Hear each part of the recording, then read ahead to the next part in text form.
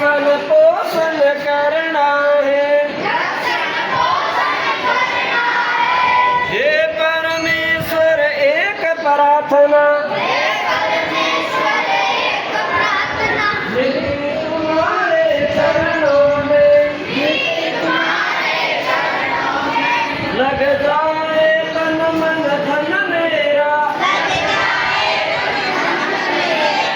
संतोषी माँ के चरणों में। ओम सर्वं को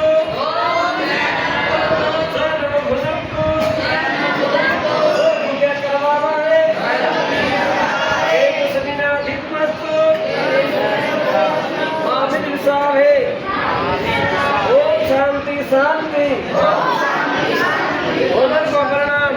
बोलिए श्री संत